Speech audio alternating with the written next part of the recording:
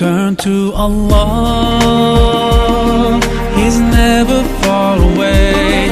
Put your trust in Him, raise your hands and pray. Ooh, ya Allah.